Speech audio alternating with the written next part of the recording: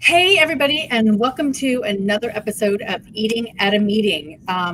We are here today to talk about celiac safety at events, the legal and culinary standards for gluten-free catering. And one of the reasons, well, the main reasons we're here, the four of us are here today to talk about this, is because I recently saw a post on a Facebook group of meeting professionals where the meeting planner posted, "Has anyone needed to arrange meals to accommodate celiac dietary restrictions? I'm needing to find somewhere to order about 10 celiac-friendly meals from a specific city because the convention center at that city kitchen does not accommodate." And that just got my goat and really irked me about that. And I called my three friends here on the screen to talk about it. And up the screen with me is Chef Martha Morgan. She's the creator of Allergy Dragon. And then below me is Chef Murray Hall out of Toronto, Martha is the Allergy Dragon former corporate hospital chef who has celiac disease and multiple food allergies herself, and she specializes in special diets and food allergy menus. Murray's an executive chef out of Toronto, and Laurel, I said it again. Tell me your last. Say it again. Francoeur. My God, it's okay. My tongue. She's a disability rights attorney, advocate, author, and national speaker focused on families living well with food allergies. They've all been on the show together, or not together, but before, and I wanted to bring them back to talk about this because it literally got my goat. Murray, I think you were the first one I texted, and your response to me was crazy that this is still happening. Most places have shifted this to being the norm, not the exception. Yes, exactly. Yeah, I wouldn't, having that kind of statement come out, I find that really difficult to understand because it is so easy to provide a gluten-free friendly meal in a large-scale environment now. It's the items that you have at your disposal are so plentiful that it's really easy to accommodate this. The whole kitchen may not be gluten-free or certified gluten-free, but you can definitely accommodate a meal for people that is gluten-free. And I think, and Martha, I'm going to bring into your kitchen experience as well, but and the convention center is big enough that you can have more than one kitchen to prepare, like if you've got 10 people with celiac, you can make one kitchen for that event celiac safe. Would you not think so, Murray? Oh yeah, absolutely. You could definitely do that, depending on the size of the operation and where they. Some of the easier things you can do is just even a basic salad or a chicken or a fruit plate is all gluten free if it's really just down to the basics, and it's down to the chef and the team to get creative beyond that. But you can really kind of put together something fairly delicious and standard and acceptable by most people that just doesn't have anything laced with gluten in it. Martha. Oh my gosh, this has just gotten my goat. Now I can't remember anybody's names. Martha, in the hospital, because you are celiac yourself, you converted that kitchen. Can you talk a little bit about how you helped convert that kitchen to be safe for a variety of different dietary restrictions? When I was able to do it for my first couple of years, and then corporate kind of took over some of the things, but I basically pulled everything apart and just budgeted in and had as many allergen friendly options and gluten-free options that were good quality. So we didn't have to have 2 and 3 different options. And I think that it just boils down to being easier and safer for people and you streamline things for not only your guest experiences, and your residents or population that you're serving, but also your team members. It makes it easier. So if you have one good quality sausage, I always bring this up because when I took over the kitchen, we had 4 different types of sausages, and of course we have to accommodate different diets already in a hospital setting. But to me, it was crazy because all of those 4 different sausages, I couldn't eat any of them at the time.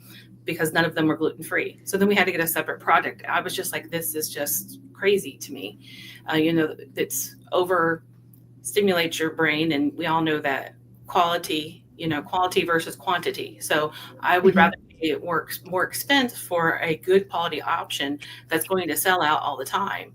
And for instance, for us, what we ended up doing was I actually ended up spending about not spending, but I actually got in 30% more product over the previous year, because we had such a big growth in our not only staff, but also the people that we're serving, our patients. I actually was able at the end of the year, Cisco actually gave me a printout and handed over to my boss, because they didn't like all the money I was spending, but I was still staying underneath my budget, so they couldn't yell at me. Well, then and I'd only done it for about 6 months. And then they sent me this printout, and it has all the sales and how much your volume is versus what you saved over the year and that kind of thing. And of course, I had only been with the company for 8 months. So here I am, converted the menu about 6 months into it. So I only had like those 6 months to kind of say, this is what we should be doing. I'm doing my job. And the printout actually said that even though we were getting more product in and spending more money, we actually saved 13% over the previous year because we had a lot less waste. Wow. And that's huge. The less waste is huge, because you're not throwing away product that's not being eaten because people can't eat it. Right. And then it made it a lot easier. People didn't get stressed out when we had somebody that was gluten-free or this or that. It was just very little shifts. So I think we overcomplicate things. Yes, we do. And I think it just has a lot to do with so many products that are on the market and available. Joshua Powers just popped in here and said, so much opportunity for restaurants when serving the food allergy community. You're correct, Joshua. And we need to reconnect. I'll shoot you an email later today or tomorrow. Laurel, when I called you about this, and I'm like, this is what this person said. Because you're an attorney, you brought that other aspect of it to here as well. And I know, Murray, in Canada, celiac doesn't fall under the Americans with Disabilities Act, but Laurel, can you talk about your angle of this, of when a venue says we can't accommodate celiac, what can a meeting planner do, or what's our response legally wise, if we can say that, and how can we ask, what questions can a meeting planner ask? Okay, so first, celiac actually does fall under the ADA. We have a couple cases. There's a PDF Chang's case where that was clearly established that celiac is a disability under the ADA. But a restaurant may not have to change its menu if it's not something that it normally does. So the Department of Justice, after, I don't know if you remember the Leslie decision, the college decision with the school cafeteria. So right after that, the Department of Justice issued a document that said public restaurants do not have to accommodate for food allergies, meaning change their menus, unless it's something that they already typically do for other customers. Okay. So that's the caveat. So, and the idea is it can't be something that fundamentally alters the way they do business.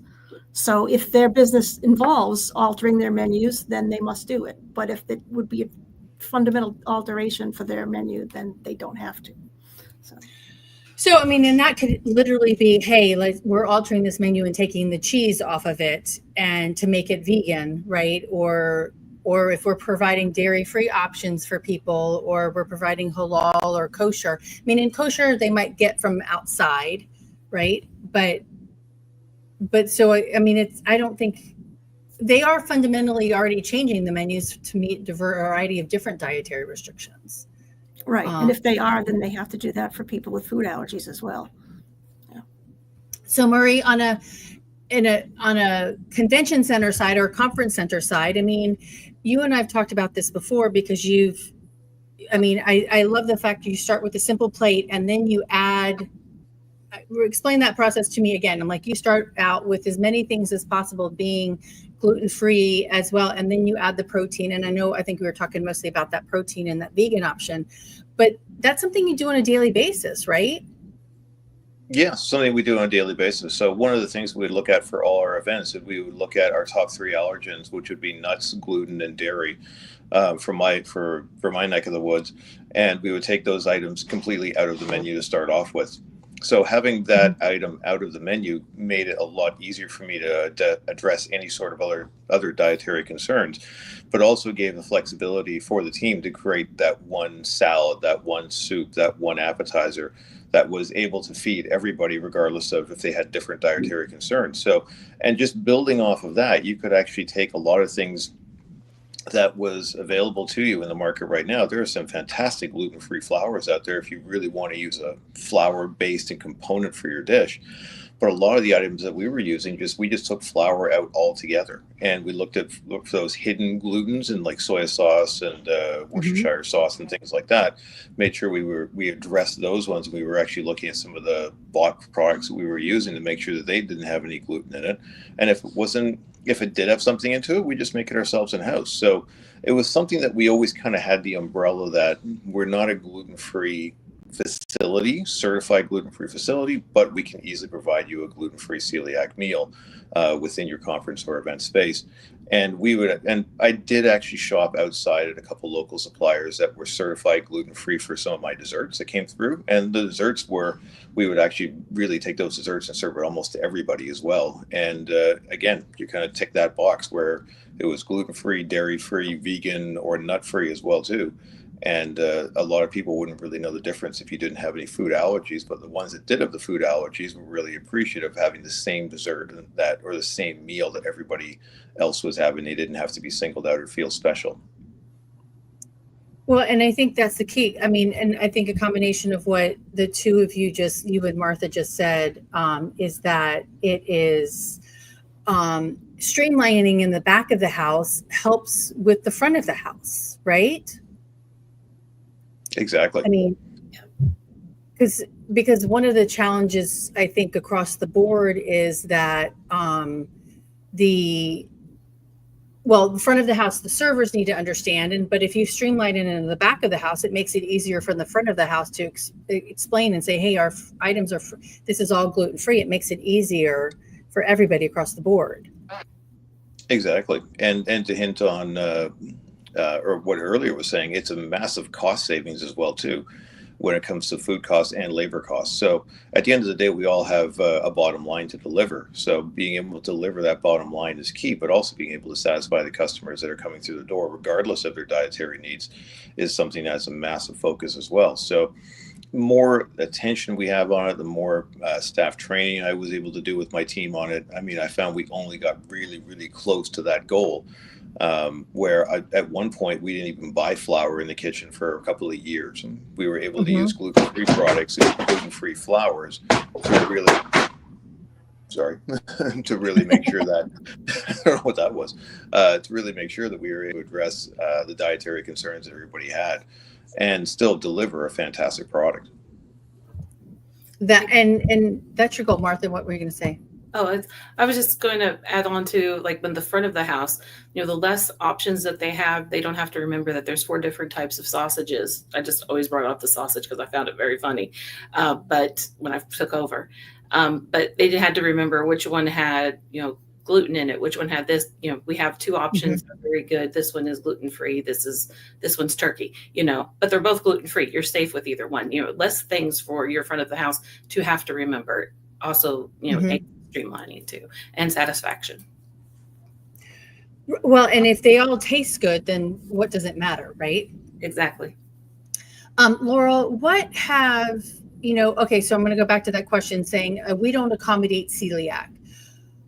From your perspective, and you gave me, a couple of answers, or a couple of ideas yesterday, but what would a meeting planner be able to do or say to that venue? And then Martha and Murray, I want you to chime in on what you want that meeting, or what a meeting planner could counter when a chef says that. Well, I think the first question would be to ask, do you make accommodations for other needs, and get that straight off the top. And then I think the next question is, how hard is it to make a gluten-free meal? I mean, it sounds like Murray said it's fairly easy for chefs to do that. So I would think it wouldn't be a huge alteration to be able to make a gluten-free meal. So I think if you ask those questions and they still say, no, we can't accommodate, then you might want to think of taking legal action. which is not what is on a meeting planner's, radar every single day, but it is the same thing. I'm like, if I'm looking at a venue, and I guess if I'm looking at a venue and Murray, being from the venue side, and even Martha, if you were taking yourself out and putting yourself in a convention center, what would you want? How can we get around that? Or what is your advice for chefs besides changing your menus a little bit to when I don't even know what my question is. Like, for a meeting planner, if you say that to a meeting planner, what would you want them to come back to you with? Well, I think I can go first on this one. If a meeting planner came back and said, if that was a response, first, that response I would never give. But as a meeting planner, looking at the actual convention center or the banquet menu package and being able to hopefully identify through that menu some items that may already be gluten-free, already be dairy-free. We're talking about gluten, so let's keep it at gluten right now. But some items that are gluten-free or celiac-free, hopefully, usually most menus now have some stuff that is actually labeled and listed, and you can actually be able to find some sort of icon that might signify that in the menu, or look at the menu and go, could these items be made gluten-free? Could the salad, the roasted butternut squash salad be made gluten-free, right? And sometimes it's just some of those pointed questions that can kind of look from the culinary standpoint, the chef standpoint, going, okay, you're reading my menus, which is very appreciated. You're reading it. You're not asking me to dream something up, because Right. The event, I've got 4 other events happening that day, but at least you can ask pointed questions regarding the menu to kind of, get yourself a little bit of an inroad with the chef, with the F&B planners, and saying, okay, could this chicken dish be made gluten-free? Could this salad, soup be made gluten-free? Is there, instead of having dessert, can this person just have a fruit plate with maybe a coconut yogurt or something? Is that something that we can accommodate?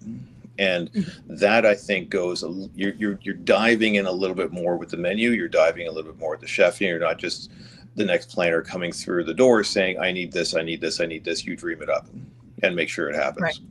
So there's a little bit of give and take there as well, too. Mm-hmm. I like the idea of saying don't dream it up, because it is, I know that chefs have just said, hey, like a planner said, I found this on TikTok, can you make this? It's not as easy as that. But if you've got those printed menus that you share out to planners all the time, and they work with that. Even an event that I'm doing in a couple of weeks, it came back with a succotash and it said it wasn't gluten-free. And I just replied back, I'm like, I love succotash. Can you tell me what's in your succotash that makes it not gluten-free? And he's like, oh my gosh, I just mislabeled it. So, that's one aspect of that as well, right? Martha, what, in that same context of that conversation, but how do you, as a person who has celiac and multiple food allergies, but also that chef, how do you define a safe gluten-free meal from the culinary perspective? And Laurel, maybe in that legal perspective, if you can chime in on that. Okay. Well, the first thing I want to say is I agree 100% with every single thing that Murray said. So, ditto on that. But going in for a celiac, it becomes when it comes to asking questions, I will ask questions because I am a very sensitive celiac, and I also have other food allergies. So I'm kind of like I call them a top tier, but I'm a little bit more complex. But and mine are outside of the top 9, so it makes it a little bit harder to accommodate. So with me, I'm going to be asking in general, how do you, what is your area like that you're producing this in, and what makes this particular item gluten-free or non-gluten-free, that kind of thing. The exact same thing he was kind of implying, I'm going to ask as well, with an item that's already labeled gluten-free, to make sure how it's actually processed. And I actually was at an event one time that said that they couldn't accommodate mine and a couple other people's meals. And what they actually did was they found an outside source and actually had them make the meals, and we got to choose from another menu. So and they showed us the process and that kind of thing backwards, not back of the house processing and that kind of thing. Because I'm picky, even when I go to a place, I'm going to ask them, can I look in your back? I'm a chef. I'm just curious. I'm nosy, and I have trust issues. And it's true, I do. But I like to see the process and what goes down in the back room, because just because you say it, the implementations, are they actually being done? That kind of thing. So just anything to make me feel, more comfortable. And what makes a celiac safe for me, my guidelines might be a little bit different than other people's, but for me, I can't have something with flour running around anywhere. So you can't have cake flour just running around in the air. So I want to know if the area has any wheat in it at all. So for me, it makes me a celiac safe for what I need. But most places, as long as you don't have, the flour running around up in the air, airborne, and you're not keeping wheat or anything that could be cross-contacted on the regular surface, it's going to be safe enough for most people to eat safely. So could that be like you're in the garde-manger section of the kitchen, Murray, this is bringing this really, or in, the cold prep area of that, and not the pastry area of that convention center, it's probably going to be a lot safer than preparing. I mean, it's definitely going to be safer than preparing it in the pastry section of the hotel or the conference center. But I mean, you could have spaces that don't have wheat flying around, because just for everybody to know, it stays in the air for 12 to 24 hours, right? And lands kind of as dust. Yeah, it can land anywhere. So yeah, they totally can have a section. Yeah. Right, Laurel, from a legal perspective, looking at the Lesley University case, which was 2012, is that right? 2013, I think. Yeah. 13, yeah. So what would, from a legal perspective, what would celiac safe be? And I'm sure it changes with every single incident. Yeah, well, I think it's at the minimum, it's separate prep area. But then it would be things like changing gloves and that sort of thing. So my thing also is the monetary aspect. So if those people who aren't going to come to that convention center, now they've lost that business, and then they've told you, and then so you tell somebody else. So now they've lost not just that customer, but they've lost a whole slew of customers now by saying that we're not going to accommodate. And then, so we had this one case in California briefly against P.F. Chang's. So P.F. Chang's had a separate gluten-free menu. Everything on the gluten-free menu was $1 more than the regular menu, even things that had never had gluten in them to begin with, like a spinach salad. So a customer challenged that and said, you're charging us basically a surcharge for our disability. And at first the court said no and threw it out, but then they came back and the court said, yes, it is a disability and they may have to accommodate. But then the question was, if they are making the food, so let's say they're making the salad in a separate area with separate preparation, it may in fact cost the restaurant more. So it might be okay to charge a little more for the gluten-free, because you're not just giving them something that's free of gluten, you're giving them the whole process, the gluten-free process. So when the case ended up settling after that, so we never got a real definitive decision, but it's interesting that the court looked at it as it's not just giving you something that's gluten-free, it's the whole process behind it. Well, and that $1 surcharge on that spinach salad was being charged to all of us, not just the people who were gluten-free. Is that correct? No. So if you ordered off the regular menu, the salad was one price. If you said, I need the gluten-free menu, and you got the gluten-free menu, it was $1 more. Interesting. So you could have two people at the same table paying different prices for the same salad. It just depends on which menu they were handed by the hostess. Interesting.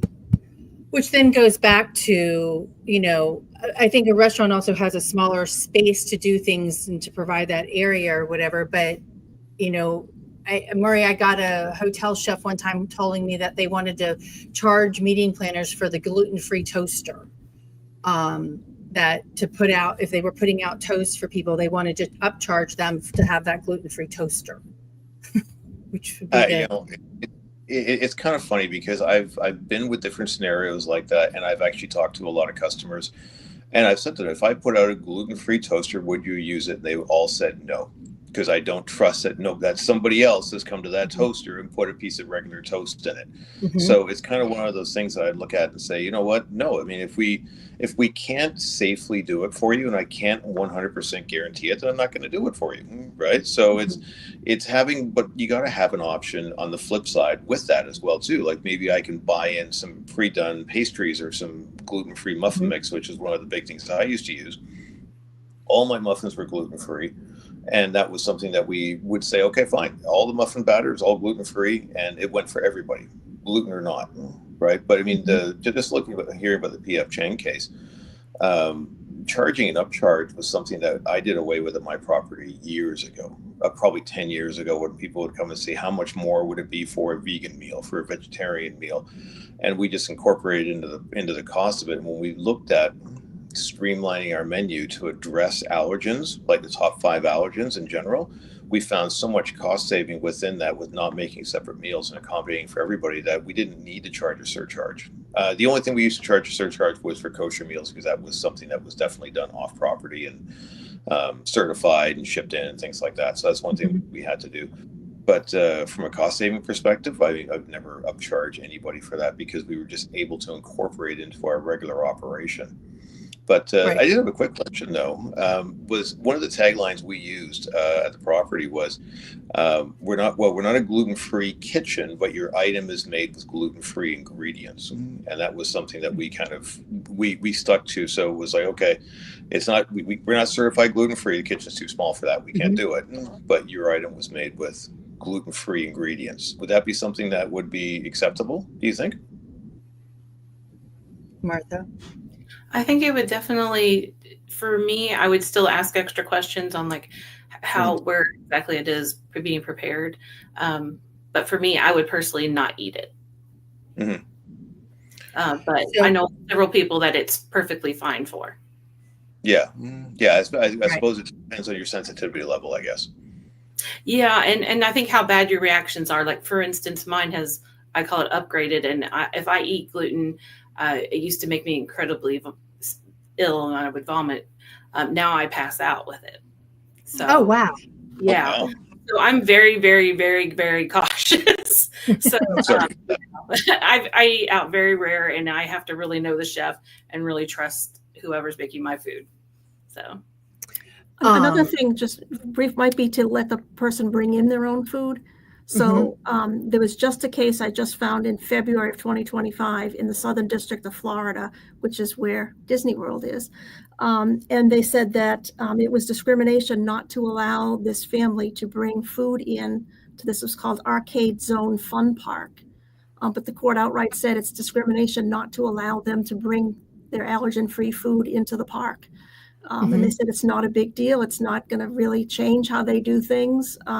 And that the court found it was a reasonable accommodation. So that might be another option to say people can bring their own food in.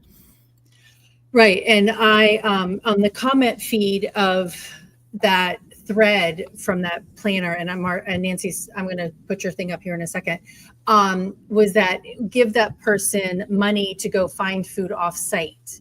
And my challenge with that too is that you're then forcing that person to go off site, and not working with them. They lose out on the networking and the business meetings that are happening over those food functions. But Martha, on you, maybe making that introduction to the chef, to the chef, to have those conversations versus that meeting planner being that third party and making those decisions.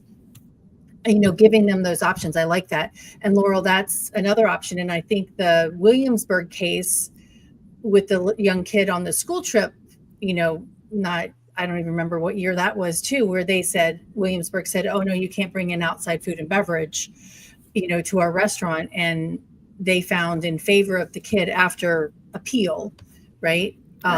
Same thing.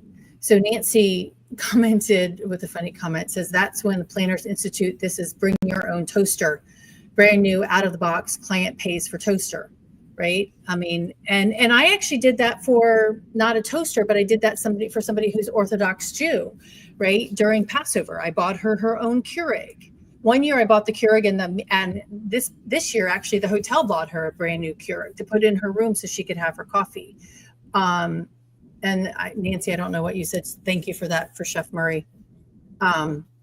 Specifically what that was for, but then also, what about cross-contamination aspect? Martha's speaking to that now.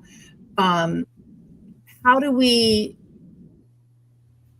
talk to a venue about that management of their food and beverage for that cross contact and cross contamination? I think you just need to approach it with, I always like to go to whoever's directly going to be handling the food or handling the other chefs and the cooks around. So I always like, can I talk to them directly too? Because usually you have somebody else you're talking to. I would like to talk to the chef if I can, or whoever's going to be directly making my food. And I want to know, like, are you changing your gloves? What's your process? Go from A, B, C, D, walk me through it. Especially, if somebody's doing pasta, are we rewarming the pasta? I want to be, and I think most people, even if you don't have a chef's background and how things, little slip ups can happen, I just want to know, what are you doing? What else are you making at this time that you're making my food as well? Do you have somebody that's just making this particular item, or are they also making apps and salads? What's the chances of them not changing their gloves in between making an app and a salad? And how is that an issue? Yeah. So I just ask the questions about the item that you want to eat. I think Chef Murray said that too. Like, take that item that you really want to eat and ask the questions about that specifically. And I think it makes it easier for everybody. Okay. Hey, Laurel, I know you have to run, but do you have any other thoughts on, how planners can address this? And I think we need to put it into can we put it into our contracts before we, book that venue, saying, please provide your SOPs on how you manage allergens? Yeah, you could do that. Yeah. I think, and I also think, like what Chef Murray said, making it as easy as possible, to say that this isn't hard. So if they push back and say, we can't do it, say, well, why can't you? What's the obstacle? And and maybe it really isn't as hard as they think it is. So that's. And could it be their lawyers on the other end? It could be, but yeah. I think you're always better to err on the side of inclusion rather than exclusion, even legally. Yeah. I think you're better off. And there's a couple of other cases that are in the works, quote unquote, in the works, for around allergen safety. Is that right? Well, there's always cases coming around. Right. Yeah. I mean, there's the United Celiac one, which is not actually about contamination, but about the food pilot. and the pilot. Yep. And then the Disney case is still, I think that's not going to court until 2026. That's the Disney death, unfortunately. Yes. Yeah. Yeah. Okay, but the one that you brought up, I hadn't heard that one yet, so that's another good one to keep in our not back. Yeah, and it's in Florida, so hopefully, right. Okay. If somebody, the problem, of course, with Disney is the whole signing away your rights thing, but that's a whole other topic. Exactly. Well, I appreciate you being here to pipe in on that legal aspect of this, and I think it does show that we need to be more proactive in our legal aspect of managing this as well up front and asking the right questions. All right. Well, thank you for having me, and nice to meet you, Chef Martha and Chef Murray.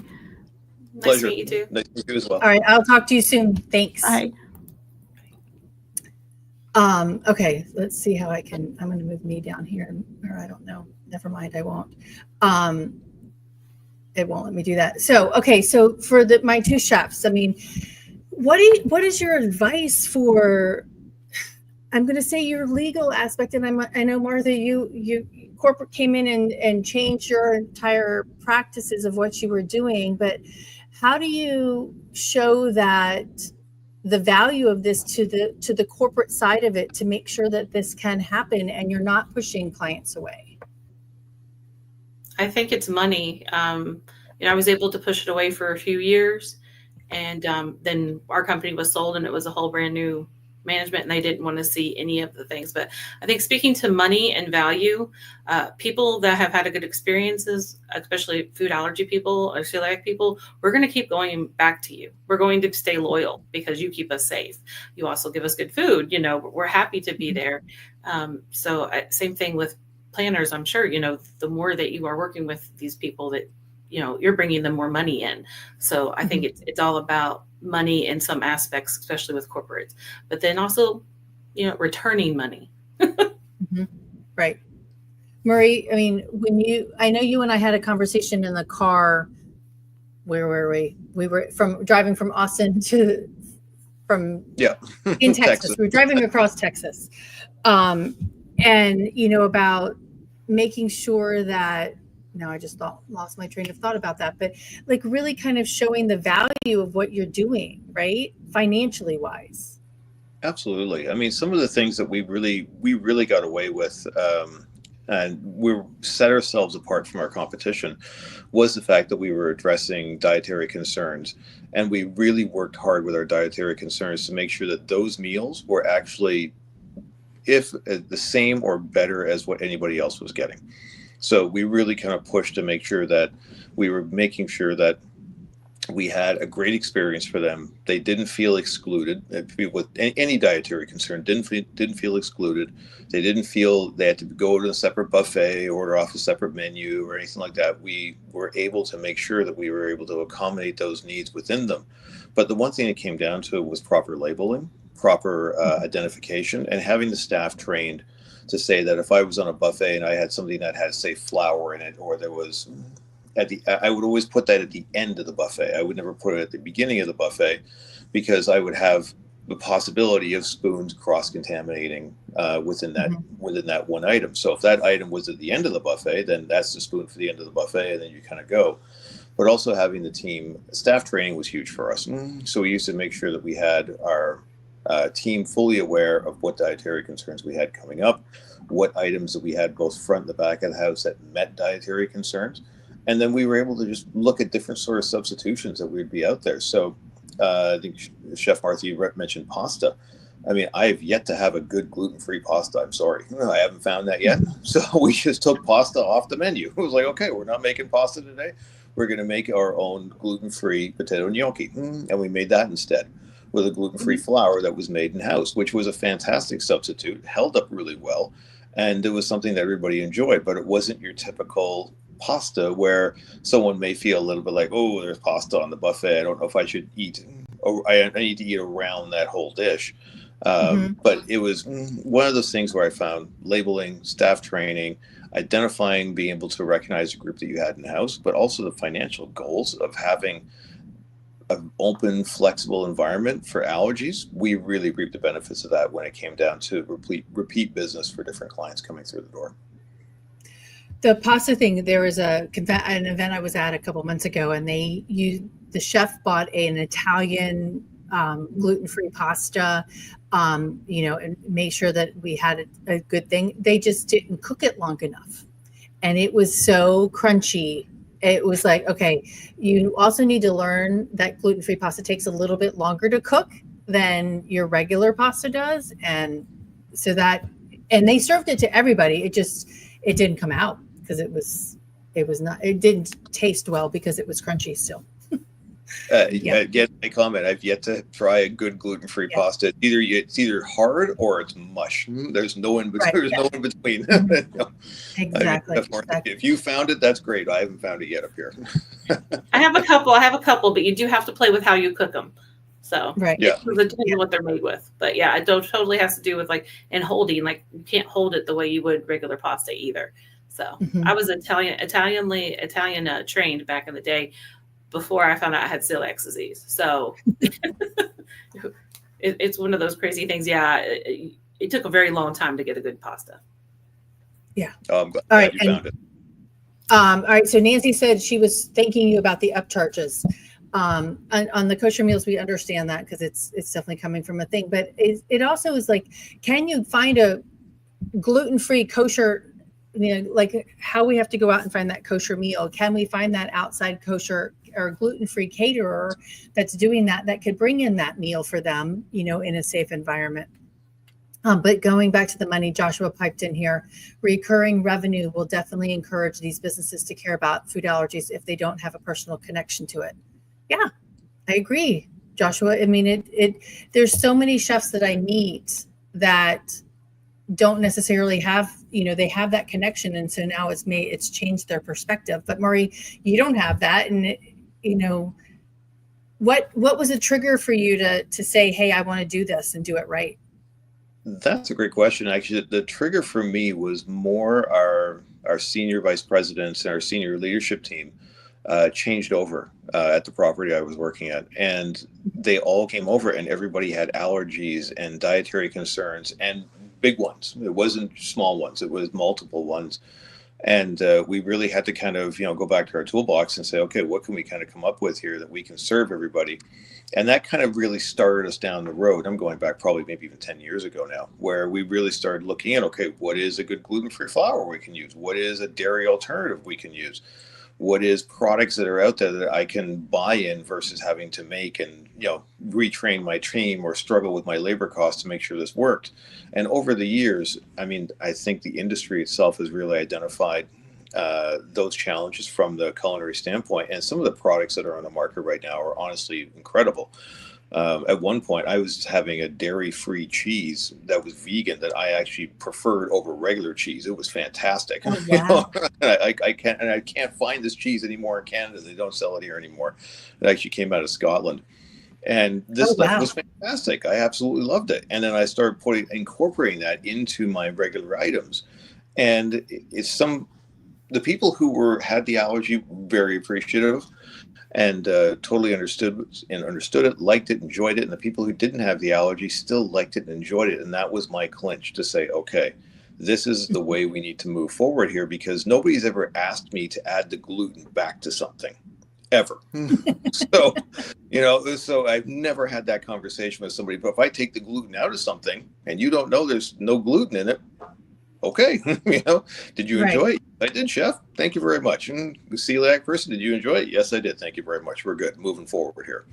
Right. So it's about simplifying the operation and identifying where some things matter, but some things matter to your regular meat and potatoes people, but some things just don't matter.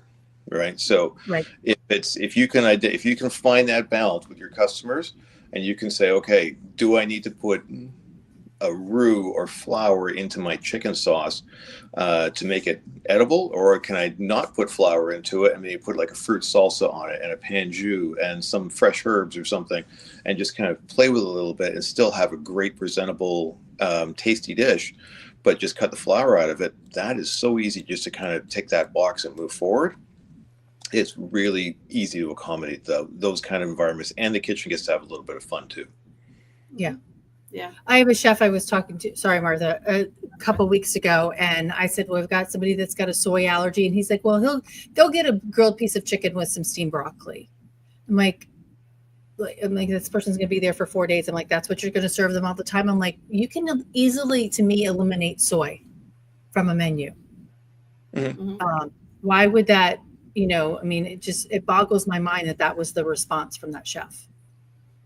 I feel like those types of responses come from fear and uneducation, and not having the passion for just serving good food that I think is a basic as a chef that you need to have.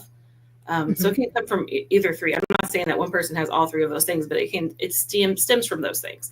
And I think Chef Murray may agree with this as well. Talking to some chefs, they'll hear what we're doing and they'll think that it's just, oh, that's amazing, or I could never think about it. And it's you're making it more complicated than it needs to be. It's all about simple, good food at the end of the day, and not looking at what you can't have, but what can they have. And it's, for me, it's always been a challenge. And for me, my passion started with my youngest kid, then finding out I had that what was wrong with him is wrong with me, oh, this is why I'm sick, and really saved my life. And so my passion for food just went into that way. And so some people get so restrictive, and I've been to events that they've that have been allergy friendly. And in fact, Tracy, you and I have been to the same events, and it's salt and pepper is all they had. And I'm like, why couldn't they have herbs on the side, fresh herbs that we could put in? Because yes, you can be allergic to anything. I have my kids allergic to garlic. So nothing I have has garlic in it. You learn how to play with herbs in another way. So it's that passion to give good food and good service. I think some people lose it sometimes. Yeah. Mm-hmm. Yeah. Yeah, I agree. Well, and it's that training aspect of it, and trying new things, and giving some flexibility, in like, hey, like, because you're doing R&D already to create new recipes every single year, right? And like, if you're changing your menus quarterly basis to come up with new things, I'm like, why not incorporate that into that R&D? Is like, can we do this without this, or can we do this without that, right? Yeah.